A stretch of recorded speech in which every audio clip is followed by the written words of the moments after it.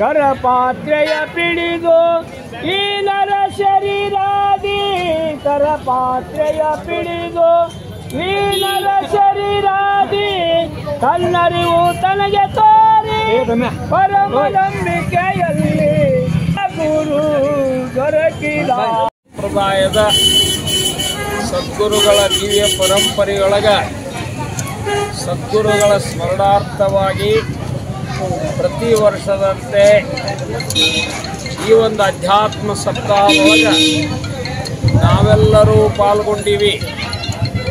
ಕಾಯ ವಾಚ ಮನಸ ಪರಿಶುದ್ಧ ಭಾವದಿಂದ ನಮ್ಮ ನಿರ್ಮಲ ಅಂತಃಕರಣದೊಳಗೆ ನಮ್ಮ ಹೃದಯ ಸಿಂಹಾಸನದ ಮೇಲೆ ಸದ್ಗುರುಗಳನ್ನು ವಿರಾಜಮಾನ ಮಾಡಿಕೊಂಡು ಈ ಹುಬ್ಬಳ್ಳಿ ಶಹರದ ಈ ಪವಿತ್ರ ಭೂಮಿಯೊಳಗೆ ಈ ನಾಡಿನೊಳಗೆ ನಾವೆಲ್ಲ ಈ ಸಂದರ್ಭದೊಳಗೆ ಭಾಳ ಅತ್ಯಂತ ಹರ್ಷೋಲ್ಲಾಸದಿಂದ ಆನಂದದಿಂದ ಇವತ್ತ ಸದ್ಗುರು ಸಮರ್ಥ ಗಿರಿಮಲ್ಲೇಶ್ವರ ಮಹಾರಾಜರ ಹಾಗೂ ಸದ್ಗುರು ಸಮರ್ಥ ಬಾಬಾಸಾಹೇಬ್ ಮಹಾರಾಜರ ಈ ಪಾಲ್ಕಿ ಉತ್ಸವ ಗಿರಿಮಲ್ಲಪ್ಪ ಮಹಾರಾಜರ ಕಾಲದಿಂದ ನಡೆದು ಬಂದದ್ದದ. ಆ ಉತ್ಸವ ಇವತ್ತ ಯಾವ ಸದ್ಗುರು ಸಮರ್ಥ ಶಿವಪ್ರಭು ಮಹಾರಾಜರು ಅವರ ಹೊಟ್ಟಿಲೆ ಹುಟ್ಟಿದಂಥ ಶ್ರೀ ಸದ್ಗುರು ಸಮರ್ಥ ಮಾಧವಾನಂದ ಪ್ರಭುಜಿಯವರು ಯಾವ ಮನೆಯೊಳಗೆ ಜನ್ಮ ತಾಳಿದ್ರು ಆ ಮನೆಯ ಮುಂದೆ ಇವತ್ತ ನಾವೆಲ್ಲರೂ ಕೂಡಿದ್ದೇವೆ. ಭಾಳ ಆನಂದ ಆಗಿದೆ ನಮಗೆಲ್ಲ. ಆ ಆನಂದದ ಸ್ವರೂಪವನ್ನು ಅನುಭವಕ್ಕೆ ತಂದುಕೊಂಡು ಕೃತಾರ್ಥರಾಗುವಂಥ ಸುಯೋಗ ನಮಗೆಲ್ಲರಿಗೂ ಲಭ್ಯ ಆಗ್ಯದ. ನಾವೆಲ್ಲರೂ ಶಾಂತವಾಗಿ ಬಿಟ್ಟರೆ ಏನೆಲ್ಲ ಕೇಳಿಸ್ತದ. ಲಕ್ಷ್ಯ ಈ ಕಡೆ ಇರಲಿ. ಈ ಒಂದು ಸುಸಮಯವನ್ನು ಹೆಂಗೆ ನಾವು ಎಲ್ಲ ಪ್ಯಾಟಿಯೊಳಗೆ ಎಲ್ಲ ಕಡೆನೂ ಎಷ್ಟೋ ಜನಜಂಗುಳು ಇದ್ದರೂ ಕೂಡ ಅದರೊಳಗೆ ಸದ್ಗುರುವಿನ ಜೈ ಜಯಕಾರದೊಂದಿಗೆ ಇವತ್ತು ನಾವು ಇಲ್ಲಿ ಏನು ಬಂದು ತಲುಪೀವಿ. ನಮಗೆ ಭಾಳ ಆನಂದದ ಆನಂದ ಸ್ವರೂಪದ ಅನುಭವ. ನಮ್ಮೆಲ್ಲರ ಮೂಲ ಸ್ವರೂಪ ಅದುವೇ ಆತ್ಮ, ಅದುವೇ ಪರಮಾತ್ಮ, ಅದುವೇ ಬ್ರಹ್ಮ, ಅದುವೇ ಪರಮ ಸತ್ಯ. ಆ ಸತ್ಯವನ್ನು ಅರಿಯುವ ಸಲುವಾಗಿನ ನಮ್ಮೆಲ್ಲರ ಜೀವನ ಅದ. ಹಂಗೇನಪ್ಪ ಅಂದ್ರೆ ಇವತ್ತ ಈ ನಾಡಿನೊಳಗೆ ಯಾವ ಸದ್ಗುರು ಸಮರ್ಥ ಗಿರಿಮಲ್ಲೇಶ್ವರ ಮಹಾರಾಜರು ಹುಬ್ಬಳ್ಳಿ ಅಂದ್ರೆ ನನ್ನ ತವರು ಮಣಿ ಅಂತ ಹೇಳಿದರು. ಹಂಗಂತ ತಿಳ್ಕೊಂಡು ಈ ಹುಬ್ಬಳ್ಳಿ ನಾಡಿನಿಂದ ಒಬ್ಬ ಮಹಾನ್ ಅವತಾರಿ ಮಹಾಪುರುಷ, ಬಾಲ ಬ್ರಹ್ಮಚಾರಿ, ಸ್ವಾತಂತ್ರ್ಯ ಹೋರಾಟಗಾರ, ಆರ್ಥಿಕವಾಗಿ, ಸಾಮಾಜಿಕವಾಗಿ, ರಾಜಕೀಯವಾಗಿ, ಧಾರ್ಮಿಕವಾಗಿ ಈ ದೇಶದ ಎಲ್ಲ ಭವಿತವ್ಯವನ್ನು ಸರಿಯಾದ ರೀತಿಯೊಳಗೆ ಆತ್ಮತತ್ವದ ತಳಹದಿ ಮೇಲೆ ಈ ಪ್ರಕೃತಿಯನ್ನು ಪ್ರಯೋಗ ಮಾಡಿಕೊಂಡು ನಾವೆಲ್ಲ ಜೀವಿಸಿ ಈ ಒಂದು ಜಗತ್ತಿನೊಳಗೆ ಸುಖ, ಶಾಂತಿ, ಸಮಾಧಾನ ಮಾಡಿ ಧರ್ಮ ಸ್ಥಾಪನಾ ಮಾಡುವಂಥ ಗುರಿಯನ್ನಿಟ್ಟುಕೊಂಡು ಸದ್ಗುರು ಸಮರ್ಥ ಮಾಧವಾನಂದ ಪ್ರಭುಜಿಯವರು ಹೋರಾಟ ಮಾಡಿದರು. ಅವರಲ್ಲಿ ಅಂತ ಆತ್ಮಶಕ್ತಿ ಸಾಮರ್ಥ್ಯ ಹೆಂಗೆ ಬಂತು ಅಂತ ಕೇಳಿದ್ರ, ಉಪದೇಶ ತಗೊಂಡಾಗ, ಬಾಲಕರಿದ್ದಾಗ, ಇಂಚಗೇರಿ ಮಠಕ್ಕೆ ಹೋದಾಗ ಸದ್ಗುರು ಸಮರ್ಥ ಗಿರಿಮಲ್ಲೇಶ್ವರ ಮಹಾರಾಜರು ಯಾರಪ್ಪ ಹುಬ್ಬಳ್ಳಿಯಿಂದ ಬಂದರೆಲ್ಲ ನೀವು ಹೆಂಗೆ ಬಂದರಿ ಅಂತ ಕೇಳಿದರು. ನಾವೆಲ್ಲ ನಡ್ಕೋತ ಬಂದೀವ್ರಿ ಅಂತ ಎಲ್ಲರೂ ಉತ್ತರ ಕೊಟ್ಟರು. ಆದ್ರೆ ಗಿರಿಮಲ್ಲಪ್ಪ ಮಹಾರಾಜರ ಪ್ರಶ್ನೆ ಏನು ಅಂತ ಕೇಳಿದ್ರ, ಏನು ಧ್ಯಾನ ಮಾಡ್ಕೋತ ಬಂದಿರೋ, ಏನು ಧ್ಯಾನ ಹಿಡ್ಕೊಂಡು ಬಂದಿರೋ ಇಲ್ಲೋ ಅಂತ ಕೇಳಿದ್ರು. ಅವಾಗ ಯಾರೂ ಧ್ಯಾನ ಹಿಡ್ಕೊಂಡು ಬಂದಿದ್ದಿಲ್ಲ, ಯಾರೂ ಎದ್ದು ನಿಲ್ಲಿಲ್ಲ. ಅವಾಗ ಬಾಲಕರಾಗಿರ್ತಕ್ಕಂಥ ಮಹಾದೇವರು ಕಂಬದ ಮರೆಗೆ ಎದ್ದು ನಿಂತಿದ್ರಂತ. ಒಬ್ಬ ಹಿರಿಯ ಇಲ್ಲೇ ಈ ಮಹಾದೇವ್ ನಿಂತಾರ ನೋಡ್ರಿಪ್ಪ ಅಂತಂದಂತ. ಅವಾಗ ಗಿರಿಮಲ್ಲೇಶ್ವರ ಮಹಾರಾಜರಂದ್ರು, ಅವನ ದೇವ್ರು ನೋಡಪ್ಪ ಅಂತ ಹೇಳಿದ್ರ.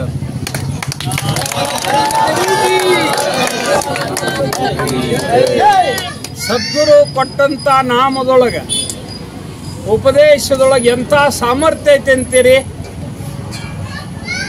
ಅದನ್ನ ಸದ್ಗುರು ಹೇಳಿಕೆ ಪ್ರಕಾರ ಒಂದು ಶ್ವಾಸ ಬಿಡದ ಧ್ಯಾನ ಮಾಡುವಂತೇನು ಹೇಳಿದ್ರು, ಆದೇಶ ಕೊಟ್ಟಿದ್ರು. ಆದೇಶ ಪರಿಪಾಲನೆ ಮಾಡಿದವ್ರು ಯಾರಂದ್ರೆ ಮಹಾದೇವರು ಅಂತ ತಿಳ್ಕೊಂಡು ಒಂದು ಶ್ವಾಸ ಬಿಡದ ಹುಬ್ಬಳ್ಳಿಯಿಂದ ಇಂಚಗೇರಿ ಮಠದ ತನ ಸುಮಾರು 4-5 ದಿವಸ ನಡ್ಕೋತ ಆದ್ರೆ ಒಂದು ಶ್ವಾಸ ಬಿಡದ ಧ್ಯಾನ ಮಾಡಿದ್ರು. ಅದಕ್ಕೆ ಇವರ ದೇವರಪ್ಪ ಅಂದಮೇಲೆ ಅವರ ಜೀವಿತಾವಧಿಯೊಳಗೆ ಮಹಾದೇವಪ್ಪ ಅಂತ ಯಾರು ಕರೀಲಿಲ್ಲ. ನಾವೆಲ್ಲ ಮಾಧವಾನಂದ ಪ್ರಭುಜಿ ಅಂದೆವು. ಆದ್ರೆ ಜಗತ್ತಿಗೆ ಪರಿಚಯ ಯಾರು ಅಂತಂದ್ರೆ ದೇವರು ದೇವರು ಅಂತ ಪರಿಚಿತಗೊಂಡ್ರು. ಈ ದೇವರು ಅಂತ ಕರ್ಕೊಂಡದ್ದು ಯಾರಿಂದಪ್ಪ ಅಂತ ಕೇಳಿದ್ರೆ ಶಿಷ್ಯರಿಂದ ಅಲ್ಲ. ನಾವೆಲ್ಲ ನಮ್ಮ ಸದ್ಗುರುಗಳನ್ನು ದೇವರಂತೀವಿ, ಬ್ರಹ್ಮ ಅಂತೀವಿ. ಆದ್ರೆ ಸ್ವತಃ ಉಪದೇಶ ಕೊಟ್ಟಂತ ಸದ್ಗುರು ತನ್ನ ಶಿಷ್ಯನಿಗೆ ಅವನ ದೇವ್ರು ನೋಡಪ್ಪ ಅಂತ ಗುರ್ತ ಮಾಡಿ ಕೊಟ್ಟರು. ಅವರು ದೇವರಾದರು. ದೇವರಾಗಿ ಈ ಜಗತ್ತಿನೊಳಗೆ ಧರ್ಮ ಸ್ಥಾಪನಾ ಮಾಡಿದ್ರು ಅಂತ ಹೇಳಿದ್ರೆ ಏನು ತಪ್ಪಾಗುವುದಿಲ್ಲ. ಅವರು ಮಾಡಿದಂಥ ಹೋರಾಟಗಳೇನು, ಅವರ ಜೀವದ ಅವಧಿಯೊಳಗೆ ಸುಮಾರಾಗಿ 8 ವರ್ಷ ಬರೀ ಜೈಲಿನೊಳಗೆ ಕಳೆದಾರ. ಅವರು ಸ್ವತಂತ್ರ ಸಂಗ್ರಾಮದೊಳಗೆ ಅವ್ರು ಎಷ್ಟು ಜೈಲಿನೊಳಗೆ ಕಳೆದಾರ, ಎಷ್ಟು ಅನ್ಯಾಯದ ವಿರುದ್ಧ ಹೋರಾಡ್ಯಾರ, ಅದನ್ನು ವರ್ಣಿಸಲಿಕ್ಕೆ ಅಸಾಧ್ಯ. ಆದ್ರೆ ಇವತ್ತಿನ ಇತಿಹಾಸಕಾರರು ಅದನ್ನು ಹೊರಗೆ ತಂದಿಲ್ಲ. ಆದ್ರೆ ಇವತ್ತು ಅವ್ರು ಮಾಡಿದ ಕಾರ್ಯ ಏನದ, ಅದು ಸ್ತುತ್ಯ ಕಾರ್ಯದ, ಸತ್ಯ ಕಾರ್ಯದ. ಯಾವ ಬಸವಣ್ಣ 12ನೇ ಶತಮಾನದೊಳಗೆ ಆಧ್ಯಾತ್ಮಿಕತೆಯನ್ನು ಅನುಭವಕ್ಕೆ ತಂದುಕೊಳ್ಳುವ ಸಲುವಾಗಿ ಶರಣರನ್ನು ತಯಾರು ಮಾಡ್ತಾನೆ.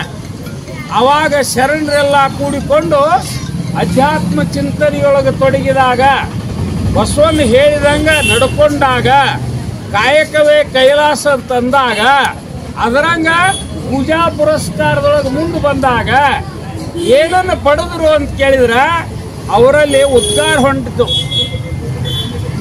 ನಾನು ಏನಾದೆ, ನನಗೇನು ಅನಿಸ್ತಾ ಇದೆ, ನನ್ನ ಭಾವನೆಗಳೇನು, ಈ ಜಗತ್ತಂದ್ರೆ ಏನು, ಈ ಜಗತ್ತಿನೊಳಗೆ ನಾವು ಹೆಂಗೆ ಬಾಳಬೇಕು, ಬದುಕಬೇಕು, ಯಾವ ಉಪನಿಷತ್ತುಗಳು ವೇದಾಂತಗಳು ಉಚ್ಚಕಂಠದಿಂದ ಏನು ಸಾರಿದ್ವಲ್ಲ ಆಗ ಅವರ ಅನುಭವಕ್ಕೆ ಬಂತು. ಆ ಅನುಭವಕ್ಕೆ ಬಂದದ್ದನ ಇವತ್ತ ನಮ್ಮಲ್ಲೇ ಶರಣರ ವಚನಗಳಂಥೇಳಿ ಪ್ರಸಿದ್ಧ ಆಗ್ಯಾವ. ಆ ವಚನಗಳನ್ನೇನು ಹೇಳಾಕತ್ತಿದ್ರು ಅವರೆಲ್ಲ. ಆ ಹೇಳಾಕತ್ತಿದ ಮೇಲೆ ಅಲ್ಲೇ ಇಲ್ಲೇ 4 ಮಂದಿ ಒಬ್ರಿಗೊಬ್ರು ಹೇಳೋದು ಅಲ್ಲ, ಸರಿಯಲ್ಲ. ಇದಕ್ಕೆಲ್ಲ ನಾವೆಲ್ಲ ಶರಣರು ಕೂಡಿ ಒಂದು ಅನುಭವ ಮಂಟಪ ರಚನೆ ಮಾಡೋಣ ಅಂಥೇಳಿ ಬಸವಣ್ಣನವರು ಅನುಭವ ಮಂಟಪವನ್ನು ರಚನೆ ಮಾಡಿದರು. ಅಲ್ಲಿ ಶರಣರೆಲ್ಲ ಕೂಡ್ತಿದ್ರು. ತಮಗಾದಂಥ ಅನುಭವವನ್ನು ಸತ್ಸಂಗದೊಳಗೆ ಅವ್ರು ಉಸಿರ್ತಿದ್ರು, ಹಂಚ್ಕೋತಿದ್ರು, ಒಬ್ರಿಗೊಬ್ರು ಚರ್ಚೆ ಮಾಡ್ತಿದ್ರು. ಇದು ಚರ್ಚೆ ಎಲ್ಲಿಗೆ ಹೋಗಿ ಮುಟ್ತಪ್ಪ ಅಂದ್ರೆ, ಯಾರು ಚನ್ನ ಬಸವಣ್ಣಂಥ ಯುವಕರು ಅಧ್ಯಾತ್ಮದ ಬಗ್ಗೆ ಅಭ್ಯಾಸ ಮಾಡಿದಾಗ, ಪರಿಪೂರ್ಣತೆಯನ್ನು ಕಂಡುಕೊಂಡಾಗ ಅವರಂದ್ರು ಬರೀ ಹೇಳುವುದಲ್ಲ ಅಂದ್ರು, ಅವ್ರು ಮಾಡಿ ತೋರಿಸ್ಬೇಕಲ್ಲ ಅಂದ್ರು. ಅವ್ರು ಮಾಡಿ ತೋರಿಸ್ಬೇಕಂದಾಗ ಒಂದು ಘಟನೆ ಆಗಿತ್ತು. ಯಾವ ಘಟನೆ ಅಂತಂದ್ರೆ, ಬಸವಣ್ಣ ಮತ್ತು ಹರಳೆಯ ಮುಖಾಮುಖಿ ಆದಾಗ ಬಸವಣ್ಣ ಏನಂದಪ್ಪ ಅಂದ್ರೆ, ಹರಳೆ ಶರಣು ಅಂದ. ಬಸವಣ್ಣ ಕಲ್ಪನೆ ಬರೆದು ಹೋತು. ಅವಾಗ ಹರಳೆಯನ್ನ ನೋಡಿ ಏನನ್ಬೇಕು ಬಸವಣ್ಣ, ಶರಣು ಶರಣಾರ್ಥಿ, ಶರಣು ಶರಣಾರ್ಥಿ, ಶರಣು ಶರಣಾರ್ಥಿ ಅಂದುಬಿಟ್ಟ. ಯಾರು ಬಸವಣ್ಣಂದ ಕೊರೋನಾ ಹೋದ ಮೇಲೆ ಎಲ್ಲಿಗೆ ಬಾಣ ಚುಚ್ಚಿದಂಗಾತು. ನಾವು ಒಂದು ಸಲ ನಮಸ್ಕಾರ ಮಾಡಿದ್ರ ಎಷ್ಟು ಸಲ ನಮಸ್ಕಾರ ಮಾಡಿದ, ಎಷ್ಟು ಸಲ ಶರಣಾರ್ಥಿ ಅಂದ ಬಸವಣ್ಣ. ಒಬ್ಬ ಮಹಾಮಂತ್ರಿ, ಈ ದೇಶ ಅವನ ಕೈಯಾಗದ, ಸೈನ್ಯ ಅವನ ಕೈಯಾಗದ. ಇಂಥ ಸಾಮರ್ಥ್ಯವಾನ ನನ್ನಂತ ಒಬ್ಬ ಬಡವನಿಗೆ, ಒಬ್ಬ ಸಾಮಾನ್ಯನಿಗೆ, ಒಬ್ಬ ದಲಿತನಿಗೆ ಇವತ್ತು ಶರಣು ಶರಣಾರ್ಥಿ ಅಂದ. ನನ್ನ ಮೇಲೆ ಈ ಉಪಕಾರಿ ಹೆಂಗೆ ತೀರ್ಸಾಕಾದೀತು. ದುಃಖಿತನಾದ ಮನೆಗೆ ಬಂದ. ಹೆಂಡತಿ ಮುಂದೆ ಹೇಳ್ತಾನ, ಏನು ಮಾಡಲಿ, ಎಂಥ ಬಸವಣ್ಣವರು, ಎಂಥ ನಯ ವಿನಯ, ಎಂಥ ಅವನ ಬುದ್ಧಿ, ಎಂಥ ಅವನ ಚಾತುರ್ಯ. ಅವ ಪ್ರತಿಯೊಂದು ಜೀವಿಗೆ ಎಷ್ಟ ಏನಪ್ಪ ಅಂದ್ರೆ ಮಹತ್ವ ಕೊಡ್ತಾನೋ ಅಂತ ಒಬ್ಬ ಸಾಮಾನ್ಯನಿಗೆ ಏನಂದ, ಶರಣು ಶರಣಾರ್ಥಿ. ಅದೊಂದು ಕೂಡಲೇ ಕೆಂದಳು. ಅವನ ಅಂಗಾಲಾಗೇನ ಆಟ್ಯ ಆದ್ರೆ ಅವನ ಉಪಕಾರ್ತಿ ಇರ್ತದ. ಅದಕ್ಕೆ ನಾವೆಲ್ಲ ಚಪ್ಪಲಿ ಹೊಲೆಯವರು, ಸಮಗಾರರು. ನಾವು ಅವನಿಗೆ ಒಂದು ಜೋಡು ಚಪ್ಪಲಿ ಹೊಲಿದು ಕೊಡೋನು ಅಂದೊಳಕ್ಕೆ. ಅವಾಗ ಬಸವಣ್ಣ ಹರಳೆ ಇರ್ತಾನ, ಹಂಗಲ್ಲ, ನಮ್ಮ ಚರ್ಮಲ್ಲಿ ಉಪಯೋಗ ಆಗ್ಬೇಕು. ಅದಕ್ಕೆ ನನ್ನ ಬಲತೊಡೆಯ ಚರ್ಮ, ನಿನ್ನ ಎಡತೊಡೆಯ ಚರ್ಮದವನ್ನು ಹಾಕಿ ಅವನಿಗೆ ಸುಂದರವಾದಂಥ ಪಾದರಕ್ಷೆಗಳನ್ನು ಮಾಡಿ ಅರ್ಪಿಸೋಣ. ಆಗ ನಾವು ಅಂಗಾಲದಾಗಿನ ಅಟ್ಟೆ ಆದಂಗ ಆಕತಿ, ಅವನ ಉಪಕಾರ ತೀರ್ತತಿ ಅಂತೇಳಿ ನಿರ್ಣಯ ಮಾಡಿದ್ರು. ಅದರಂಗ ಚಪ್ಪಲಿಯನ್ನು ತಯಾರು ಮಾಡಿದ್ರು. ಒಯ್ದು ಹೋಗಿ ಬಸವಣ್ಣ ಕೊಟ್ರ, ಬಸವಣ್ಣ ಮೆಡ್ಲಿಲ್ಲ. ಅವನ್ನ ನೋಡಿದ ಅವಾಗ ಚಪ್ಪಲಿಯನ್ನ ತಲೆ ಮೇಲೆ ಹೊತ್ಕೊಂಡು ಕುಣಿದಾಡಿದ ಬಸವಣ್ಣ. ಏನು ಹರಳಯ್ಯ, ಇದ್ರಾಗ ಏನದ? ಎಲ್ಲ ಪ್ರಾಣವನ್ನ ತುಂಬಿಟ್ಟದೆ, ಪರಮಾತ್ಮನನ್ನ ತುಂಬಿಟ್ಟದೇನಿ. ಇದು ನಾ ಮೆಡಾಕ ಯೋಗ್ಯ ಅಲ್ಲ. ಆ ಕೂಡಲ ಸಂಗಮಗ ಅಲ್ಲಿ ದೇವಾಲಯದಾಗ ಹೋಗಿ ಅಲ್ಲೇ ಅರ್ಪಣೆ ಮಾಡ ಮಾರಾಯ ಅಂತ ಹೇಳಿಬಿಟ್ಟ. ಅನಿವಾರ್ಯ ಬಸವಣ್ಣನ ಮಾತು ಮುರಿಲಾರ್ದನ ಸರಿಯಾಗಿ ತಗೊಂಡು ಬಂದ ಅಲ್ಲಿ ದೇವಸ್ಥಾನಕ್ಕೆ ಕೊಂಡದೆ. ಒಳೆದಾಗ ಮಾದರ್ಸ ಅಂತಕ್ಕಂಥ ಒಬ್ಬ ಮಹಾಮಂತ್ರಿ ಸೇನಾಪತಿ ಭೇಟಿಯಾದ. ಕುದುರೆ ಮೇಲಿದ್ದ. ಏನೋ ಹರಳಯ್ಯ ತಲೆ ಮೇಲೆ ಹತ್ತೋದೆ ಅಂದ. ಏನಿಲ್ಲ ಅಲ್ರಿ ಅಪ್ಪ ಅಂದ. ಏನಿಲ್ಲ ಅಂದ್ರೆ ಏನು ಅಂದ. ಆ ಬಸವಣ್ಣಗೆ ಚಪ್ಪಲಿ ಮಾಡಿದ್ದೀವ್ರಿ, ಅವ್ರು ಹೋಗಿ ಕೊಡಾಕ ಹೋದ ಕೂಡಲೇ ನಾ ಮೆಡುವುದಿಲ್ಲ, ಅಲ್ಲಿ ದೇವರಿಗೆ ಅರ್ಪಿಸಂತಂದಾನ. ಅವ್ನು ತೋಡ್ ಹೊಂಟಾನೆ ಅದ. ಅಲ್ಲ ಅವನು ಅವೇಂತವು ಚಪ್ಪಲಿ ನೋಡುನ್ ತಾಯಿ ಇಲ್ಲಿ ಅಂದ. ನಾ ನೋಡ್ತಿಲ್ಲ ಅಂದ. ಒತ್ತಾಯದಿಂದ ಅವನ ಚಪ್ಪಲಿ ಕಸ್ಕೊಂಡು ಅವನು ಮೆಟ್ಟಿದ. ಬೆಂಕಿ ಹತ್ತಿ ಬಿಡ್ತ ಅವನು ಶರೀರಕ್ಕನ. ಉರಿ ಉರಿ ಉರಿ ತಳ ಹಿಡ್ಕೊಂಡು ಮೈ ತುಂಬೆಲ್ಲ ಉರಿ ಎದ್ದು ಬಿಡ್ತು. ಹೊಳ್ಯಾಡಕತ್ತ, ಬಿದ್ದು ಹೊಳ್ಯಾಡಕತ್ತ. ಈ ರೀತಿ ಆದಾಗ ಅವಾಗ ಹರಳಯ್ಯ ಏನೂ ಮನಗಾಲಾರ್ದನ ಅವನ ದೇವಾಲಯಕ್ಕೆ ಅರ್ಪಿಸಿ ಬಂದ. ಇವನು ಉರಿ ಹೋಗುವಲ್ಲ ಅಂದ್ಕೊಳ್ಳಿ. ಅವನಿಗೆ ಒಬ್ಬ ಮಗಳಿದ್ದು, ಮಧುವರ್ಸನಿಗೆ ಹರೇಕ್ ಬಂದಿದ್ದಳು. ಆಕೆ ಅಂದಳು, ಯಾವ್ದರಿಂದ ಆತು ಹಿಂಗ ಹರಳಯ್ಯ ಚಪ್ಪಲಿ ತನ್ನಂತ ಚಪ್ಪಲಿ ಮೆಟ್ಟಿದ್ದರಿಂದ ಆಗೈತಿ. ಇದಕ್ಕೆ ಉಪಾಯ ಯಾರು ಹೇಳಬಲ್ರು? ಬಸವಣ್ಣ ಹೇಳ್ತಾನ. ಅದಕ್ಕೆ ಓಡೋಡಿ ಬಸವಣ್ಣ ಬಂದು ಪಾದ ಹಿಡ್ದಳ. ಹೇಳಿ ಕೇಳ್ತಾಳ. ಅವಾಗ ಏನಂತಾರ ಬಸವಣ್ಣ, ಯವ್ವ ಎಲ್ಲಿ ಕಳ್ಕೊಂಡದ ಅಲ್ಲೇ ಹುಡುಕಾಡಬೇಕು. ಹರಳಯ್ಯನಂತ ಸಾಮರ್ಥ್ಯವಾನ, ಶಕ್ತಿವಾನ, ಅವನಲ್ಲಿರ್ತಕ್ಕಂಥ ಭಕ್ತಿ, ಅದನ್ನ ನಾವ್ಯಾರೂ ಪ್ರಶ್ನೆ ಮಾಡಕ್ ಬರುದಿಲ್ಲ. ನೀನ ಹೋಗಿ ಹರಳಯ್ಯನ ಮನೆಯೊಳಗಿನ ಏನದಲ್ಲ ಅವ್ ಯಾವ ಚಪ್ಪಲಿ ಹೊಲದಾನ, ಆ ನೀರೇನದವ ಅದನ್ನ ತಂದು ನಿಮ್ಮ ಅಪ್ಪನ ಮೈ ಮೇಲೆ ಹಾಕಿದ್ರ ಅವ್ನ ಉರಿ ಕಡಿಮೆ ಆಕೈತೆ. ಬಸವಣ್ಣನ ಆಜ್ಞೆ ಅಂತ ಏನ್ ಮಾಡಿದಳು, ಒಂದು ಬಿಂದಿಗೆ ತಗೊಂಡು ಹೋದಳು. ಏನು ಅವನ್ ದೋಣಿ ಇರ್ತದಿಲ್ಲ, ತೊಗಲ ಹದ ಮಾಡುದು, ನೀರೊಳಗೆ ಎದ್ದಿ ಮೆದು ಮಾಡಿ ಹೊಲಿಗೆ ಹಾಕುವಂಥದ್ದು ಏನದ, ಆ ಡೋಣಿ ಒಳಗ ನೀರು ತುಂಬಿತ್ತು. ಆಕೇನು ಹಿಂದೂ ಮುಂದೆ ನೋಡ್ಲಿಲ್ಲ. ಆ ಡೋಣಿಯನ್ನೆಲ್ಲ ತನ್ನ ಏನಪ್ಪ ಬಿಂದಿಗೆಗೆ ಸುರುಕೊಂಡ್ಲು. ಮನ್ಯಾಗ ಬಂದು ಅವ್ರ ಅಪ್ಪನ ಮೇಲೆ ಸುರಿಬಿಟ್ಟು ಉರಿ ಎಲ್ಲ ಹೋಗ್ಬಿಟ್ಟು. ಚಮತ್ಕಾರ ಇದು.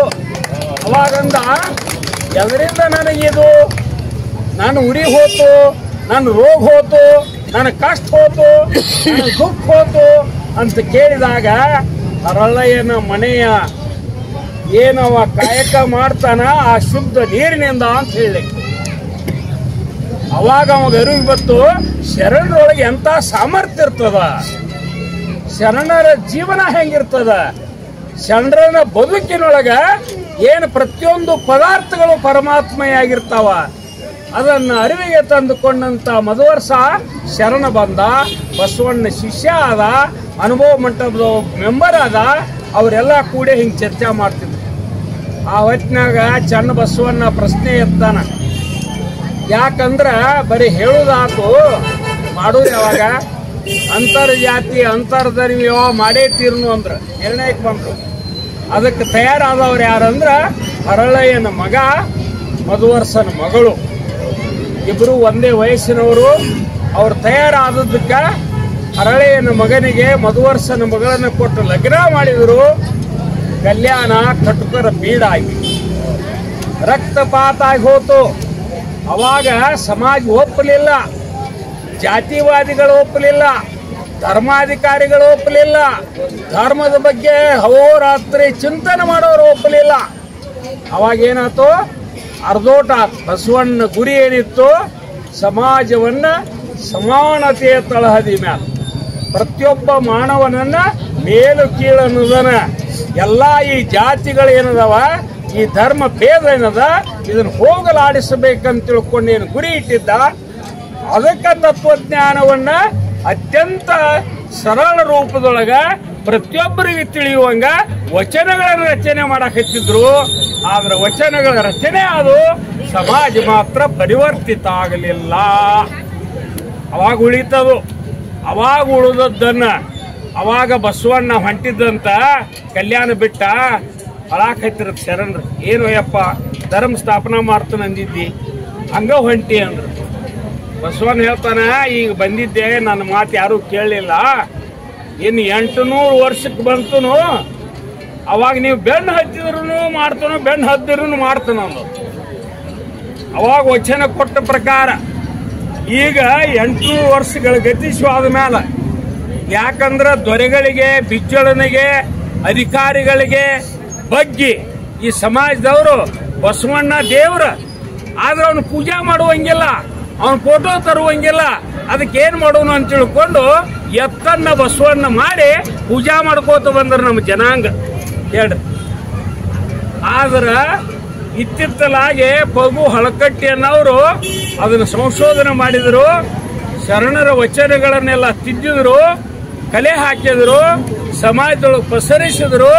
ಅವಾಗ ಬಸವಣ್ಣನ ವ್ಯಕ್ತಿತ್ವ 800 ವರ್ಷದ ಹಿಂದೆ ಬಂತು. ಆ ವ್ಯಕ್ತಿತ್ವ ಕಾರ್ಯ ಯಾರು ಮಾಡ್ಯಾರಪ್ಪ ಈ ಸಂಪ್ರದಾಯದಾಗನ ಮಾಡಿದವರು ಮಾಧವಾನಂದ ಪ್ರಭುಜಿ ಅವರು.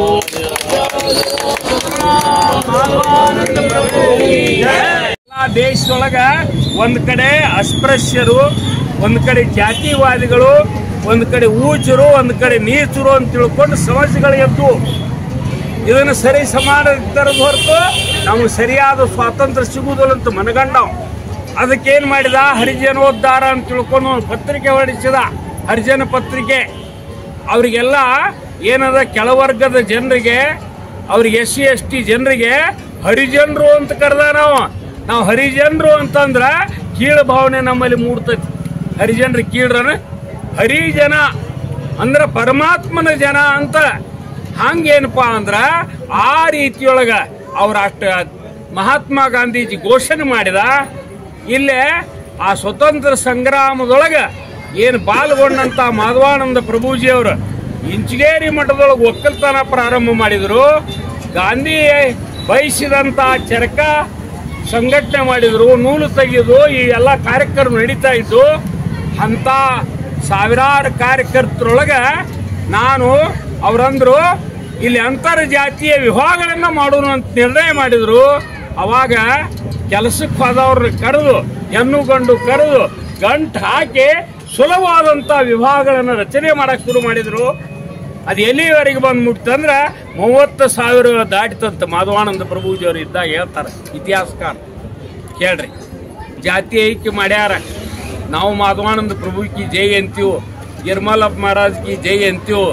ನಾವ್ ಯಾರಾದ್ರೂ ತಯಾರದೀವ, ಜಾತಿ ಹೋಗ್ಬೇಕಂತೀವಿ, ಭಾಷಣ ಬಿಗಿತೀವಿ, ತಯಾರದೀವೇನೋ, ಮಾಡ್ಕೊಂಡಿವೇನೋ, ನಾವು ಒಂದಾಗಿದ್ದೀವೇನೋ. ಮತ್ತು ಆತ್ಮಜ್ಞಾನ ಅಧ್ಯಾತ್ಮ ಅಂತೂ ದೂರ ಉಳಿತ. ಸುಮ್ಮ ವ್ಯವಹಾರದೊಳಗ, ಪ್ರಪಂಚದೊಳಗ ಇವತ್ತು ಇದನ್ನು ತಿದ್ದುಕೊಳ್ಳಾಕ ನಮಗ್ ಬಂದಿಲ್ಲ ಅಂದ್ಮೇಲತ್ತ ನಾವ್ಯಾವಾಗ ಆತ್ಮ ಸಾಕ್ಷಾತ್ಕಾರದ ಗುರಿ ಮುಟ್ತೀವೋ ಹೆಂಗ ಸಾಧ್ಯತೆ ಹೇಳ್ರಿ ನೋಡೋಣ. ಅದಕ್ಕ ಈ ವೇದಾಂತ ಅನ್ನುವಂಥದ್ದು ಬರೀ ಬಾಯಿ ಹೇಳುವಂಥದ್ದಲ್ಲ, ಆಚರಣೆ ಮಾಡುವಂಥದ್ದದ. ಅದನ್ನ ಇವತ್ತ ಈ ಜನಾಂಗದೊಳಗ ಆಚರಿಸಲಿಕ್ಕೆ ಬರುವಂಗ ಈ ಜನಾಂಗದ ಪ್ರತಿಯೊಬ್ಬನ ಚಿತ್ತ ಸುದ್ದಿಯನ್ನ ಮಾಡುವಂತ ಕಾರ್ಯ ಇಂಚಗೇರಿ ಸಂಪ್ರದಾಯದೊಳಗೆ ನಡೆದತಿ. ಏನ್ ನಡೆದತಿಪ್ಪ ಅಂತ ಕೇಳಿದ್ರ, ಇಲ್ಲಿ ಮನಸ್ಸಿಗೆ ಉಪದೇಶ ಕೊಡ್ತಾರ, ನಾಮ ಕೊಡ್ತಾರ, ನಾಮಸ್ಮರಣೆ ಮಾಡಂತಾರ, ಮನಸ್ಸನ್ನ ಹರು ಮಾಡ್ತಾರ, ತಿಳುವು ಮಾಡ್ತಾರ, ಸ್ವಚ್ಛ ಮಾಡ್ತಾರ, ಆಮೇಲೆ ಮನಸ್ಸನ್ನ ಸುಂದರ ಮಾಡ್ತಾರ, ಮನಸ್ಸನ್ನ ವಿಶಾಲ ಮಾಡ್ತಾರ. ಬ್ರಹ್ಮಾಂಡ ತುಂಬ ಹರಿಯುವಂತ ಮನಸ್ಸು ಬ್ರಹ್ಮ ಪದವಿಯನ್ನ ಪಡೆಯಬಲ್ಲದು ಅಂತ ಸಿದ್ಧಾಂತಕ್ಕೆ ತಂದಾರ. ಅದಕ್ಕ ಆ ಮನಸ್ಸಿಗೆ ಉಪದೇಶ ಕೊಟ್ಟು ಆ ಮನಸ್ಸನ್ನ ಧ್ಯಾನದೊಳಗೆ ತೊಡಗಿಸರೆ ದೇವರ ಹಾಕಿರಿ ಅಂತ ಹೇಳಿಬಿಟ್ಟಾರ. ಸರಳ ಉಪಾಯ ಇದೆ. ಎಲ್ಲರಿಗೂ ಮಾಡಕ್ ಬರ್ತೈತಿ ಇದನ್ನ. ನರಜನ್ಮ ತೊಟ್ಟು ಬಂದಂತ 5 ವರ್ಷದ ಮಗು ಹಿಡ್ಕೊಂಡು 100 ವರ್ಷದ ಮುಪ್ಪಾವಸ್ಥೆಯೊಳಗಿರ್ತಕ್ಕಂಥ ಪ್ರತಿಯೊಬ್ಬರು ಈ ಸಾಧನ ಮಾಡಬಲ್ರು. ನನಗ್ ಬರ್ತೈತಿ, ನಿನಗ್ ಬರ್ತೈತಿ, ಕಲ್ತವ್ರಿಗೆ ಬರ್ತೈತಿ, ಅವ್ರಿಗೆ ಬರ್ತೈತಿ ಅಲ್ಲ. ಎಲ್ಲರಿಗೂ ಬರುವಂತದ್ದನ್ನ ಸಾಧನೆಯನ್ನ ಇಂಚೇರಿ ಸಂಪ್ರದಾಯದ ಹಾಕಿಕೊಟ್ಟಾರ.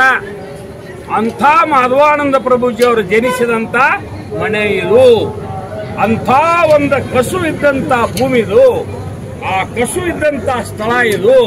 ಅವರ ಮನೆ ಮುಂದೆ ನಾವು ಬಂದಿವಿ ಒಂದು ಮೇಲತ್ತ ಅದರ ಒಂದು ಸತ್ವ ಏನದ, ಆ ಶಕ್ತಿ ಏನದ, ಆ ಸಾಮರ್ಥ್ಯ ಏನದ, ಅದನ್ನ ನಾವು ಅರಿವಿಗೆ ತಂದುಕೊಂಡು ಇವತ್ತ ನಾವೆಲ್ಲ ಈ ಸದ್ಗುರು ಹಾಕಿದಂತ ಸಾಲಿಯೊಳಗ ನಾವು ಅದನ್ನು ಮುಂದುವರಿದು ನಾವೆಲ್ಲ ಪ್ರತಿಜ್ಞಾಬದ್ಧರಾಗಿ ಅವ್ರು ಏನು ಇಚ್ಛಾ ಮಾಡಿ ಹೋಗ್ಯಾರ. ಅವ್ರು ಹೇಳ್ತಿದ್ರು, ತತ್ವ ಇಲ್ಲದಂತ ರಾಜಕಾರಣ, ತತ್ವ ಇಲ್ಲದಂತ ಶಿಕ್ಷಣ, ತತ್ವ ಇಲ್ಲದಂತ ಸಮಾಜ, ತತ್ವವಿಲ್ಲದಂತ ಕಾರ್ಯ, ತತ್ವ ಇಲ್ಲದಂತ ಧರ್ಮ ಕತ್ತಿ ಸಮಾನ ಅಂತಿದ್ರು ನೋಡಿ. ಹೌದಲ್ರಿ? ಹಂಗಾಗೈತೆ ಇಲ್ಲ?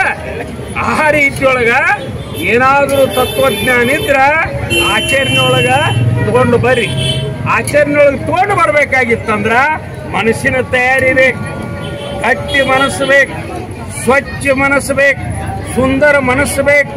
ಆ ರೀತಿ ಗಟ್ಟಿ ಆದವ್ರು ಯಾರಂದ್ರ ಮಾಧವಾನಂದ ಪ್ರಭುಜಿ ಅವರು. ಪ್ರವಾಹದ ಕೂಡ ಈಸಲಿಲ್ಲ, ಹಿಂಗ ಬಂದಪ್ಪ ಹಿಂಗ ಹೋಗುನ ಅನ್ಲಿಲ್ಲ. ಪ್ರವಾಹದ ವಿರುದ್ಧ ಈಸಿದ್ರು. ಅವ್ರು ಯಾರನ್ನೂ ಲೆಕ್ಕಕ್ಕೆ ತಗೊಳ್ಳಲಿಲ್ಲ. ಎಲ್ಲ ಬ್ಯಾರೆ ಇಡ್ತಾರ, ಜಾತಿಯಿಂದ ಬ್ಯಾರೆ ಇಡ್ತಾರ, ಪಕ್ಷದಿಂದ ಬ್ಯಾರೆ ಇಡ್ತಾರ, ಧರ್ಮದಿಂದ ಬ್ಯಾರೆ ಇಡ್ತಾರ. ಇದ್ಯಾವುದಕ್ಕೂ ಜಗ್ಗಲಿಲ್ಲ. ಅವರು ಎಲ್ಲದ ಕೂಡ ಸಡ್ಡು ಹೊಡೆದು ಏನಪ್ಪಾ ಅಂದ್ರೆ ಹೋರಾಟ ಮಾಡಿದ್ರ ಅಂತ ತಿಳ್ಕೊಂಡು ಮಹಾದೇವರು ಏನಪ್ಪಾ ಅಂದ್ರ ಅಂತ ಒಂದು ಕೀರ್ತಿಯನ್ನ ಮಾಡಿ ಹೋಗ್ಯಾರ. ನೀವು ಅವರ ಜೀವನದ ಪ್ರತಿಯೊಂದು ಹೋರಾಟದ ಏನಂದ ಅದನ್ನ ಬಗೆದ್ರ, ಅದನ್ನ ಶೋಧನೆ ಮಾಡಕ್ ಹಚ್ಚಿದ್ರ ಎಲ್ಲಿ ಎಷ್ಟು ಜನಾಂಗದ, ಎಷ್ಟು ಜನ ಅದಾರ, ಎಷ್ಟು ಭಕ್ತರದಾರ, ಅವರೆಲ್ಲರ ಹೃದಯ ತಯಾರದ ನೋಡ್ರಿ. ಅದೆಲ್ಲ ಹಂಗೇನಪ್ಪಾ ಅಂದ್ರ ಇಂಥದೊಂದು ಮಾಡಿದಂತ ದೇವರು ಅವರು ಎಂತ ಸೇವಾ ಮಾಡಿದ್ರು, ಎಂತ ಧ್ಯಾನ ಮಾಡಿದ್ರು ಅಂತಂದ್ರ ಅದ ಶಿವಪ್ರಭು ಮಹಾರಾಜ್ರ. ಎಲ್ಲಿಪ್ಪ ಅಂದ್ರ ಇದಕ್ಕ ಶಿವಾಪುರಕ್ಕೆ ಸಪ್ತಾಕ್ ಬಂದಿದ್ರು. ಅವ್ರು ಸಪ್ತಾಕ್ ಬಂದಿದ್ರು. ಸಪ್ತಾ ಮುಗಿಸಿ ಇಂಚಗೇರಿ ಮಠಕ್ಕೆ ಹೋಗೋರಿದ್ರು. ಗುರ್ಲಾಪುರ ಸ್ಟ್ಯಾಂಡ್ದಾಗ ಬಂದ ಕೊಲ್ಲಾಪುರ ಬಿಜಾಪುರ ಬಸ್ ಹಿಡಿಯವ್ರಿದ್ರು. ಅಟ್ರಾಗ ಏನಾಗಿತ್ತಂದ್ರ ಶಿವಪ್ರಭು ಮಹಾರಾಜರ ಮಗಳು ಪಾರ್ವತವು ಸಣ್ಣಕ್ಕಿ, ಆಕೆ ಶಿವಪ್ರಭು ಮಹಾರಾಜರಿಗೆ ಭೇಟಿಗೆ ಹೋಗಿದ್ದಳು ಇಂಚಗೇರಿ ಮಠಕ್ಕೆ. ಅವರು ಅಲ್ಲಿ ಇರಲಿಲ್ಲ. ಅಂದ್ವಲತ್ತ ಅವ್ರು ಹೇಳಿದಾರೆ ಅಲ್ಲೇ ಭೇಟಿಯಾಗಿ ಹೋಗುನು, ನಮಗೆ ಅವಸರತೆ ಅಂತ ತಿಳ್ಕೊಂಡು ಅದು ಬಿಜಾಪುರಕ್ಕೆ ಬಂದ ಮುಂಜಾನೆ ಬಿಜಾಪುರ ಕೊಲ್ಲಾಪುರ ಬಸ್ ಹಿಡಿದು ಗುರ್ಲಾಪುರ ಬಸ್ ಸ್ಟ್ಯಾಂಡಕ್ಕೆ ಬಂದು ಇಳಿದು ಬರುದ್ರಾಗ ಶಿವಪ್ರಭು ಮಹಾರಾಜರು, ಬೆಳಗಲಿ ರಾಯಪ್ಪ, ಆಮೇಲೆ ಶಿವಲಿಂಗಪ್ಪ ಮಹಾರಾಜರು, ಧರ್ಮಮೂರ್ತಿ ಅವರು ಅಲ್ಲೇ ಕೂತಿದ್ರು. ಚಾಟ್ನ ಬೆಳಗಲಿ ರಾಯಪ್ಪ ಓಡಿ ಹೋಗಿ ಯಾಕೆವ್ವ ಅಂತ ಕೇಳಿದ. ಏನು ಯಪ್ಪ, ಮತ್ತು ಶಿವಪ್ರಭು ಮಹಾರಾಜ ಭೇಟಿಗೆ ಬನ್ನಿ, ಮತ್ತು ಶಿವಾಪುರಕ್ಕಂತೆ ಇಲ್ಲಿ ಬಂದು ಇಳಿಯಾಕತ್ತೀನಿ ಅಂದ್ರ. ಯವ್ವ ಇನ್ನೊಂದು ಇಟ್ಟು ತಪ್ಪಿತ್ತಂದ್ರೆ ನಮ್ಮ ಬಸ್ ಬಂದಿದ್ದಾರ, ತಪ್ಪಿತ್ತು, ಇಲ್ಲೇ ಬಂದಾರ ಬಾ ಅಂತೇಳಿ ಕುಂತಾರ ಅಂತ ಹೇಳಿ ಕರ್ಕೊಂಡು ಹೋದ. ಅಲ್ಲಿ ಹಿಂಬಾಗೆ ಗಿಡದ ಬುಡಕ ಕಂಬಳಿ ಹಸಿ ಕೊಟ್ಟಿದ್ರು. ಶಿವಪ್ರಭು ಮಹಾರಾಜ್ ಸುಮ್ ಕುಂತಿದ್ರನ ಅವ್ರ ಎಲ್ಲ ಧ್ಯಾನ ಮಾಡ್ಕೋತ ಕುಂತಿದ್ರು. ಧ್ಯಾನ ಮಾಡ್ಕೋತ ಕುಂತಿದ್ರು. ಅಲ್ಲಿ ಹೋಗಿ ಪಾರ್ವತಿ ಹೋಗಿ ಅವ್ರ ಪಾದ ಒತ್ತಿ ನಮಸ್ಕಾರ ಮಾಡ್ಲಿ, ನೋಡ್ಲಿ ಕಣ್ ತೆರ್ಲಿ ಅಂತ ಹೇಳಿ. ಕಣ್ ತೆರೆದ್ರು, ನೋಡಿದ್ರು, ನಮಸ್ಕಾರ ಸ್ವೀಕಾರ ಮಾಡಿದ್ರು, ಮತ್ ಧ್ಯಾನ ಮಾಡಕ್ ಹಚ್ಬಿಟ್ರು ಅವ್ರು. ಅವಾಗ ರಾಯಪ್ಪ ನೋಡ್ತಾ ಇದ್ದ, ಮತ್ ಇವ್ರು ಧ್ಯಾನಕ್ಕೆ ಹಚ್ಚಿದ್ರು. ಮತ್ ಬಸ್ ತಪ್ಸ್ಕೊಳ್ಳೋದಾಕತ್ತೇಳಿ ಅವ್ರ ಭುಜಕ್ಕೆ ಕೈ ಇಟ್ಟು ಕೂಡ್ಲೆ ಕಣ್ ತೆರೆದ್ರು ಅವ್ರು. ಅಲ್ರಿ ಇವ್ರು ಯಾರು ಗುರ್ತತ್ಲಿಲ್ಲ ಅಂತ ಕೇಳಿದ. ಯಾರು ಗುರ್ತಿರ್ಲಿಲ್ಲ ಅಂದ ಕೂಡ್ಲೆ ಹುಳು ನೋಡ್ಕೋತ ಕುಂತ್ರತವ್ರು. ಇವ್ ತಡ್ಕೊಳಕ್ ಆಗ್ಲಿಲ್ಲ. ಅಲ್ರಿ ಇವ್ರು ಗುರ್ತು ಹತ್ಲಿಲ್ಲ ನಿಮ್ಗ ಅಂದ ಎಲ್ಲೋ ನೋಡಿದಂಗ ಆಗೈತಪ್ಪ ಅಂದ್ರತ್ ಇವ್ರು ಶಿವಪ್ರಭು ಮಹಾರಾಜ ತಮ್ಮ ಮಗಳನ್ನ ಎಲ್ಲೋ ನೋಡಿದಂಗ ಆಗೈತಪ್ಪ ಅಂದ್ರತ್. ಅವಾಗ ಏನಾತು ಅವಂತಾನ ಅಲ್ರಿ ನಿಮ್ ಮಗಳಲ್ಲನೆ ಹಿರಿ ಮಗಳಲ್ಲನೆ ಪಾರ್ವತವಲ್ಲನೆ ಅಂದ. ಹೌದಾ ಅಂದ್ರತ್. ಧ್ಯಾನ ಮಾಡಿದ್ರೆ ಹೆಂಗ ಮಾಡಬೇಕು? ನಾನು ಅನ್ನೋದು ಅಳಗ್ಸೋಬೇಕು, ನನ್ನದು ಅನ್ನೋದು ಎಲ್ಲ ಅಳಿಸಿ ಹೋಗ್ಬಿಡ್ತತಿ. ಅವಾಗ ನಂದು ತಂದು ಅನ್ನೋದು ಉಳಿತೈತೇನ? ಉಳಿದಿಲ್ಲ. ಇದಕ್ಕಂತಾರ ನಿರ್ಗುಣ ಸಮಾಧಿ. ಈ ಸಮಾಧಿ ಹಚ್ಕೋಬೇಕಾಗಿತ್ತಂದ್ರ ಏನ್ ಮಾಡಬೇಕು? ಅಖಂಡ ಧ್ಯಾನ ಮಾಡಬೇಕು ಅಂತಾರ. ಇದು ಯಾರಿಗೆ ಕೊಟ್ಟಿಲ್ಲ? ಎಲ್ಲರಿಗೂ ಕೊಟ್ಟಾರ, ಎಲ್ಲರಿಗೂ ಹೇಳ್ಯಾರ. ಏನಂದ್ರ ನೀ ಧ್ಯಾನ ಮಾಡು, ದೇವರಾಗು. ಧ್ಯಾನ ಮಾಡಿದ್ರೆ ಏನಾಕತಿ? ಚಿತ್ತ ಶುದ್ಧಿ ಆಕತಿ. ಹಂಗೇನಪ್ಪಾ ಅಂದ್ರ ಈ ರೀತಿ ಅವ್ರು ಧ್ಯಾನ ಮಾಡಿದ್ರ ಅಂತ ತಿಳ್ಕೊಂಡು ಅವ್ರ ಹೊಟ್ಟಿಲೆ ಅಂತ ಅವತಾರಿ ಮಹಾಪುರುಷರು ಹುಟ್ಟಿದ್ರು. ಇದನ್ನ ನಾವು ಗಣನೆಗೆ ತಗೋಬೇಕು. ಅದಕ್ಕೇನಪ್ಪಾ ಅಂದ್ರ ಅವ್ರ ದೇವ್ರು ಹೇಳ್ತಿದ್ರ, ಯಾವ ಗಂಡ ತನ್ನ ಹೆಂಡತಿಯನ್ನು ಸೀತಾದೇವಿಯನ್ನು ಮಾಡುವುದಿಲ್ಲ, ಯಾವ ಹೆಂಡತಿ ತನ್ನ ಗಂಡನನ್ನ ಶ್ರೀರಾಮಚಂದ್ರನ ಮಾಡುವುದಿಲ್ಲ, ಯಾವ ತಂದೆ ತಾಯಿಗಳು ತಮ್ಮ ಮಕ್ಕಳನ್ನ ರಾಮ ಕೃಷ್ಣ ಬುದ್ಧ ಬಸವನಂಗ್ ಮಾಡುವುದಿಲ್ಲ, ಅವರೆಲ್ಲ ಬ್ರಹ್ಮ ರಾಕ್ಷಸರು ಹತ್ತಿದ್ರು. ಅವ್ರು ನಾವ್ ಹೆಂಗಿರ್ಬೇಕು ಹೇಳ್ರಿ ನೋಡೋಣ. ನಮ್ಮ ಮಕ್ಕಳು ಏನಾಗಬೇಕು? ನನ್ನ ಮಗ ಇಂಜಿನಿಯರ್ ಆಗ್ಬೇಕು, ನನ್ನ ಮಗ ಡಾಕ್ಟರ್ ಆಗ್ಬೇಕು, ನಮ್ಮ ಮಗ ನೌಕರಿ ಮಾಡಬೇಕು, ರೊಕ್ಕ ತರಬೇಕು, ನಮ್ಮ ಮನೆ ಪರಿಸ್ಥಿತಿ ಸರಿ ಇರಬೇಕು. ಹಗಲಿ ರಾತ್ರಿ ಚಿಂತೆ ಮಾಡ್ತೀವಿ, ಹಾಕೊಳ್ತೀವಿ. ಆದ್ರ ನನ್ನ ಮಗ ಇಂಜಿನಿಯರ್ ಆಗಕ್ಕೇನು ಅಡ್ಡಿ ಇಲ್ಲ, ನೌಕರಿ ಮಾಡಕ್ಕೇನು ಅಡ್ಡಿ ಇಲ್ಲ. ಆದ್ರೆ ನನ್ನ ಮಗ ನೀತಿವಂತ ಆಗ್ಬೇಕು, ರೀತಿವಂತ ಆಗ್ಬೇಕು, ಧರ್ಮವಂತ ಆಗ್ಬೇಕು, ತತ್ವಜ್ಞಾನವಂತೆ ನಡಿಬೇಕು ಅಂತ ಯಾರ ಇಚ್ಛೆ ಮಾಡಿವೇನು? ಸಂಕಲ್ಪ ಮಾಡಿವೇನು? ಯಾಕೆ ಮಾಡಬಾರ್ದು? ಅದನ್ನ ಎಂದರೆ ಮಾಡಿವೇನು? ಮಾಡ್ಬೇಕಂತಾರ. ಅದನ್ನ ಮಾಡೋ ಸಲುವಾಗೇನೆ ಈ ಸಪ್ತ. ಹಂಗ ಅಲ್ಲ ಬರೀ ಮ್ಯಾಲಿಂದ ಕಾಮನ್ ಬೂದಿ ಅಲ್ಲ ಅಂತಿದ್ರು ಅವ್ರು. ಹಂಗೇನಪ್ಪಾ ಅಂದ್ರ ಇವತ್ತು ಪಾರಮಾರ್ಥ ಅನ್ನೋದು ಬಹಳ ಸರಳದ, ಬಹಳ ಸುಲಭದ. ಪ್ರಪಂಚ ಅನ್ನೋದು ಬಹಳ ಕಠಿಣದ. ತೇಕಾಡ್ಬೇಕಾಕತಿ, ಒದ್ದಾಡ್ಬೇಕಾಕತಿ, ಕಷ್ಟ ಪಡ್ಬೇಕಾಕತಿ. ಪ್ರಪಂಚ ಮಾಡ್ಬೇಕಾದ್ರ ಶರೀರ ಸಂಸ್ಬೇಕಾಕತಿ. ಆದ್ರ ದೇವರಾಗಕ್ಕ ಏನೂ ಅವಶ್ಯಕತೆ ಇಲ್ಲ. ಕಾಯಿ ಸಾಂಡಾವೇಲಾಗತ್ ನಾಯ್, ಕಾಯಿ ಮಾಂಡಾವೇಲಾಗತ್ ನಾಯ್. ಏನದ? ಏನು ಒಳಗ ತಲೆಯಾಗ ಹುಳ ಹಾಕೊಂಡಿವಲ್ಲ, ಕಲ್ಪನಾ ಮಾಡೋದು, ಲೆಕ್ಕ ಹಾಕೋದು, ತರ್ಕ ಹಾಕೋದು, ಕನಸು ಕಾಣೋದು, ಮಂಡಿಗೆ ಮಾಡೋದು, ಮನಸ್ಸಿನ ಚೆಲ್ಲಾಟ, ಮನಸ್ಸಿ ನಾನಾ ರಂಗ, ನಾನಾ ಸಂಘ, ನಾನಾ ಇದ್ರೊಳಗೆ ತೊಡಗಿಸೋದು, ಹಗಲು ರಾತ್ರಿ ಚಿಂತೆ ಮಾಡೋದು ಮಾಡ್ತೀವಲ್ಲ, ಇದನ್ನು ಬಿಡುದಟ್ಟ. ಇದನ್ನು ತೆಗೆದು ಹಾಕಿದ್ರೆ ನಾನು ಯಾರು? ಅಹಂ ಬ್ರಹ್ಮಾಸ್ಮಿ, ನಾನೇ ಬ್ರಹ್ಮ, ನಾನೇ ದೇವರು, ನಾನೇ ಪರಮಾತ್ಮ, ನಾನೇ ಸತ್ಯ. ಆ ಸತ್ಯ ನಾ ಮಗು ಇದ್ದಾಗ ನಾನು ಅನ್ನೋದು ಸತ್ಯ, ಹುಡುಗಿದ್ದಾಗ ನಾನು ಅನ್ನೋದು ಅದ ಆಯ್ತು, ಮುಂದ ಹರಿದವಾದಾಗ ನಾನು ಅನ್ನೋದು ಅದ ಐತಿ, ಮುಪ್ಪಾವಸ್ಥೆ ಬಂದಾಗ ನಾನು ಅನ್ನೋದು ಅದ ಐತಿ, ಸಾಯುವತ್ನಾಗ ನಾನು ಅನ್ನೋದು ಅದ ಐತಿ. ಏನ್ರ ಬದಲಾವಣೆ ಆಗೈತೆ? ಶರೀರ ಬದಲಾವಣೆ ಆಗೈತಿ. ಶರೀರ ಶಾಶ್ವತತೆ, ನಾಶವಂತತೆ, ಅದು ಅಳಿಕ್ ಹೋಗ್ತತೆ. ಆದ್ರ ನಾನು ಅನ್ನುವಂತ ಆತ್ಮ ಏನದಲ್ಲ, ಅದು ಸತ್ಯದ, ನಿತ್ಯದ, ಪರಿಪೂರ್ಣದ. ಅದು ಯಾವಾಗಲೂ ಅದ. ಅದು ಇದ್ದಂತದ ನನ್ನ ಮೂಲ ಸ್ವರೂಪ, ನಾನೇ ಅದು. ಅದನ್ನ ಯಾರು ತಿಳ್ಕೋತಾರ ಅದೇ ಪಾರಮಾರ್ಥ. ಆ ಪಾರಮಾರ್ಥ ಮಾಡಿದಂದ್ರ ರಾಜ ಮಾರ್ಗ ಇದ್ದಂಗ. ಪಾರಮಾರ್ಥ ಇಲ್ಲ ಅದು ಭಿಕಾರಿ ಅಂತ. ಎಟ್ಟು ಮಾಡಿದ್ರು ರಾಷ್ಟ್ರಪತಿ ಆದ್ರೂ ಭಿಕಾರಿತನ ಹೋಗಿಲ್ಲ. ಅದಕ್ಕೆ ಎಟ್ಟು ಗಳಿಸಿದ್ರು ಭಿಕಾರಿತನ ಹೋಗಿಲ್ಲ. ಕೋಟಿಗಟ್ಲೆ ಅಬ್ಜಗಟ್ಲೆ ಗಳಿಸ್ಯಾವ, ಮಸ್ತು ಗಳಿಸಬೇಕತ್ತಾವ. ಹಗಲಿ ರಾತ್ರಿ ಚಿಂತೆಯೊಳಗೆ ತೊಡಗ್ಯಾವ. ಅವೆಲ್ಲ ಭಿಕಾರಿಗಳು. ಆದ್ರ ಯಾವ ಆತ್ಮನಲ್ಲಿ ಮನಸ್ಸು ನಿಲ್ಸ್ಯಾನ ಅವ ನಿರ್ಮೋಹಿಯಾಗ್ಯಾನ, ನಿಶ್ಚಿಂತ ಆಗ್ಯಾನ. ಅವಾಗ ಯಾವುದು ಚಿಂತೆ ಅನ್ನೋದು ಇಲ್ಲ. ಅವ ಯಾವತ್ತು ಸ್ವಸ್ಥ ಆರಾಮ್. ಅವನ ಮನಸ್ಸು ಏನಾಗಿರ್ತೈತೆ ಅಂದ್ರ ಸಕಲರು ಸುಖವಾಗಿ ಬಾಳಲಿ. ಎಲ್ಲರೂ ಈ ಒಂದು ಬ್ರಹ್ಮಾಂಡದೊಳಗಿರ್ತಕ್ಕಂಥ ಅನಂತ ಜೀವರಾಶಿಗಳು ಹೆಂಗ ಬದುಕ್ತಾವ ಹಂಗ ನಾನು ಬದುಕ್ತನು. ಅವರಿಗೂ ಅನ್ಯಾಯ ಆಗಬಾರ್ದು, ನನಗೂ ಆಗಬಾರ್ದು. ಅವರು ಬದುಕಬೇಕು, ನಾನೂ ಬದುಕಬೇಕು. ಮತ್ತೊಬ್ಬರನ್ನ ಬದುಕಗೊಟ್ಟು ನಾನು ಬದುಕಿನಿ ಅಂದ್ರ, ನಾ ತಿಳ್ಕೊಂಡೆ ಅಂದ್ರ ಹಂಗೆ ನಡೀತೈತಿ. ಯಾವಾಗ ತಿಳ್ಕೊಳ್ಳೋದು? ಎಲ್ಲರೊಳಗಿರ್ತಕ್ಕಂಥ ಆತ್ಮ ಪರಮಾತ್ಮ ಒಬ್ಬನ ಅದಾನ, ಅವನ ನನ್ನೊಳಗದಾನ. ನನ್ನೊಳಗೆ ಹೆಂಗ ಅದಾನ ಅವನೊಳಗು ಹಂಗ ಅದಾನ. ಒಂದು ಹಿರಿಯೊಳಗೆ ಸಹಿತ ಅವನ ಹಂಗ ಅದಾನ. ಅದಕ್ಕೆ ಸಹಿತ ನಾವು ಹಿಂಸಾ ಮಾಡಬಾರದು. ಈ ಭಾವನೆಯನ್ನು ಎಲ್ಲಿವರೆಗೆ ತಳೆದಿಲ್ಲ ಅದಕ್ಕೆ ಹೇಳ್ತಾ ನಾವು ಬಸವಣ್ಣ, ನನಗೆಲ್ಲರೂ ಕೂಡಲ ಸಂಗಮರ, ನನಗೆಲ್ಲರೂ ಗುರುಗಳ. ಏನು ನಡ್ಕೊಂಡವ? ಎಲ್ಲರೂ ನನ್ನ ಗುರುಗಳಂದವ. ನಾನೊಬ್ಬ ಶಿಷ್ಯ, ನಾನು ಕಿರಿಯ, ಅವರೆಲ್ಲ ಹಿರಿಯರು ಅಂದ್ಬಿಟ್ಟ. ಹಂಗ ನಮ್ಮಲ್ಲಿ ಎಲ್ಲಿವರೆಗೆ ಬರುವುದಿಲ್ಲ ಅಲ್ಲಿವರೆಗೆ ನಮಗೆ ಸಾಕ್ಷಾತ್ಕಾರ ಆಗುವುದಿಲ್ಲ.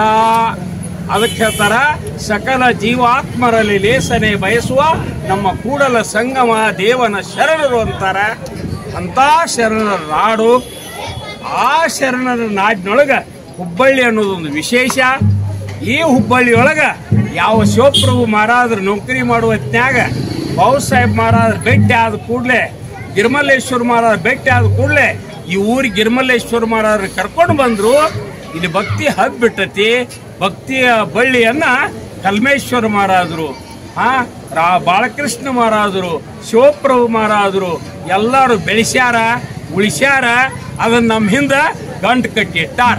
ನಾವಿವತ್ತ ಯಾವ ಭಕ್ತಿಯೊಳಗ ಬಂದೀವಪ್ಪ ಅಂದ್ಮಲತ್ತ ನಮ್ಮ ಹಿಂದ ಅದೆಲ್ಲ ಪುಣ್ಯ ನಮ್ಮ ಹಿಂದದ ನೋಡಿ. ನಾವು ಅಷ್ಟು ಭಾಗ್ಯಶಾಲಿಗಳು ಅಂತ ನಾವೇನು ಅಂತ ಇಂಥವ್ರಲ್ಲ. ನಮ್ಮ ಹಿಂದೆ ಸದ್ಗುರುನಾಥದನ. ಆ ಸದ್ಗುರುನಾಥನ ನಂಬುದದ, ಸರ್ವಸ್ವ ಅರ್ಪಣೆ ಮಾಡುವುದದ, ನಡ್ಕೊಳ್ಳೋದದ. ಆ ದಿಶೆಯೊಳಗೆ ನಡ್ಕೊಳ್ಳಲಿಕ್ಕೆ ಮಾರ್ಗದರ್ಶನ ಈ ಸಪ್ತಾಹದೊಳಗೆ ನಮಗೆ ಸಿಗ್ತೈತಿ. ಅದಕ್ಕೆ ಸಾಕ್ಷಿ ಯಾರಪ್ಪ ಅಂದ್ರೆ ಮಾಧವಾನಂದ ಪ್ರಭುಜಿ, ಶಿವಪ್ರಭು ಮಹಾರಾಜರು. ಇದನ್ನ ನೆನಪಿನಾಗಿ ಇಟ್ಕೊಂಡು ನಾವೆಲ್ಲರೂ ಭಕ್ತಿ ಮಾಡೋಣ. ಅಂತ ಒಂದು ಪವಿತ್ರವಾದಂಥ ಸ್ಥಳ.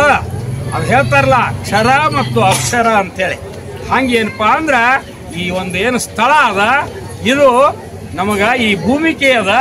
ಈ ಭೂಮಿಕೆಯನ್ನು ನಾವು ಪರಿವರ್ತಿತ ಮಾಡಿಕೊಂಡು, ಅನುಸರಿಸಿಕೊಂಡು, ಅದರ ಸದ್ಬಳಕೆ ಮಾಡಿಕೊಂಡು ಕೃತಾರ್ಥರಾಗುವಂಥ ಕಾರ್ಯಶಕ್ತಿ ನಮ್ಮೊಳಗದ.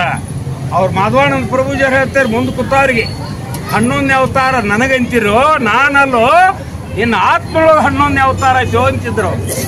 ನೀ 11ನೇ ಅವತಾರ, ನಿನ್ನ ಆತ್ಮ 11ನೇ ಅವತಾರ, ನೀನೇ ಜಗದ್ಗುರು. ನೋಡ್ರಿ ಹೇಳುವಂಥ ಮಾತು ಹಂಗತಿ.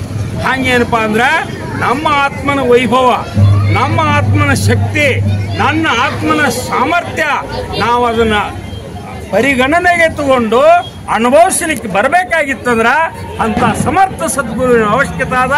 ಅಂತ ಸಮರ್ಥ ಸದ್ಗುರು ಸಿಕ್ಕ ಮೇಲಂತ ನಾವು ಹಿಂದೆ ತುಳಿಬೇಡ, ಮುನ್ನಡೆಯೋಣ, ಆ ಸಾಮರ್ಥ್ಯವನ್ನು ಗಳಿಸೋಣ. ಆ ದಿಶೆಯೊಳಗೆ ನಮ್ಮನ್ನು ಕೈ ಹಿಡಿದು ಕರ್ಕೊಂಡೋಗಿ ಆ ಸದ್ಗುರುನಾಥ ಮುಟ್ಟಿಸಲಿ ಅಂತ ತಿಳ್ಕೊಂಡು ನಾವೆಲ್ಲ ಭಾವದಿಂದ ಈ ಭಕ್ತಿಯನ್ನು ಮಾಡೋಣ ಅಂಥೇಳಿ ತಮ್ಮೆಲ್ಲರ ಪಾದಾರವಿಂದ ಬೇಡಿಕೊಂಡು ನಾನೆರಡು ಮಾತು ವಿರಾಮ.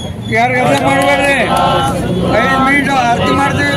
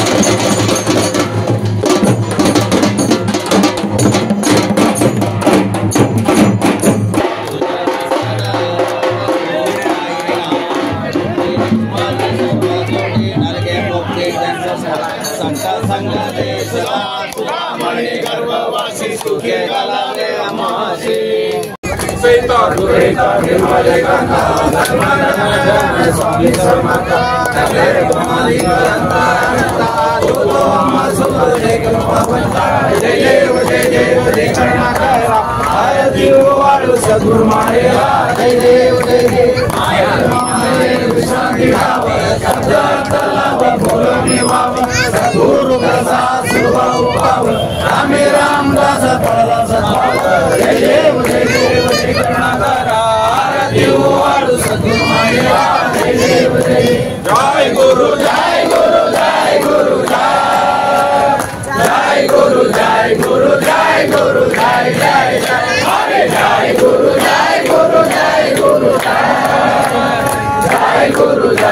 गुरु जय जय